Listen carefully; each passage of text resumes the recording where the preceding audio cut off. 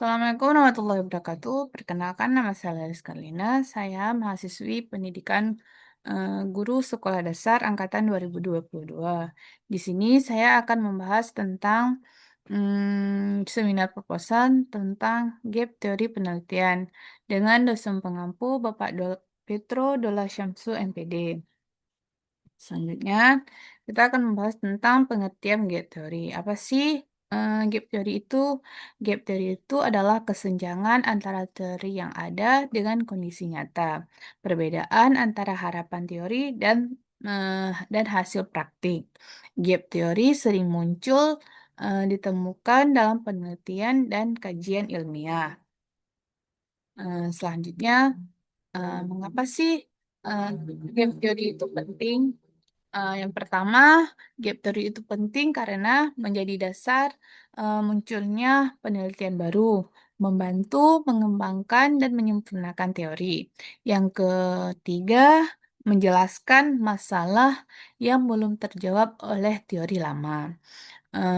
Terus, tanpa gap theory itu, penelitian akan sulit dikembangkan. Terus penyebab terjadinya gap theory itu adalah yang pertama adalah perubahan zaman dan teknologi. Yang kedua adalah perbedaan kondisi sosial, budaya, atau ekonomi. Yang ketiga keterbatasan teori lama. Yang keempat data atau fakta baru yang membedakan. Terus selanjutnya jenis-jenis gap theory. Jenis gap theory itu ada tiga. Yang pertama adalah research gaps. Research gaps itu penelitian sebelumnya belum membahas aspek fenomena. Yang kedua ada teori gaps. Teori yang ada belum mampu menjelaskan fenomena. Yang ketiga ada empirical gap, yaitu hasil penelitian berbeda dengan teori. Yang selanjutnya ada contoh gap theory. Yang pertama ada teori penggunaan teknologi meningkatkan hasil belajar siswa. Yang kedua, fakta di lapangan tidak semua mengalami peningkatan hasil belajar. Yang ketiga, gap theory. Teori belum menjelaskan teori penghambat penggunaan teknologi. Terus gap teori dalam penelitian. Gap teori dalam penelitian itu untuk merumuskan latar belakang penelitian. Yang kedua, menentukan rumusan masalah. Yang ketiga, menyusun tujuan penelitian. Penelitian hadir untuk mengisi kesenjangan teori tersebut.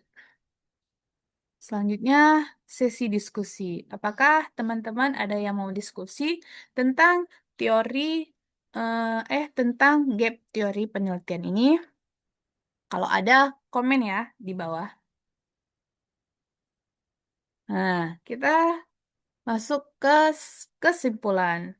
Kesimpulan yang pertama itu adalah gap teori adalah kesenjangan antara teori dan kenyataan. Yang kedua, gap teori mendorong lahirnya penelitian baru. Yang ketiga, penting untuk mengembangkan ilmu dan solusi masalah. Nah, gap teori itu bukan kelemahan, tetapi peluang. Nah, sekian yang bisa saya paparkan, lebih dan kurang saya mohon maaf. Saya akhiri, wabillahi taufiq wal hidayah. Wassalamualaikum warahmatullahi wabarakatuh.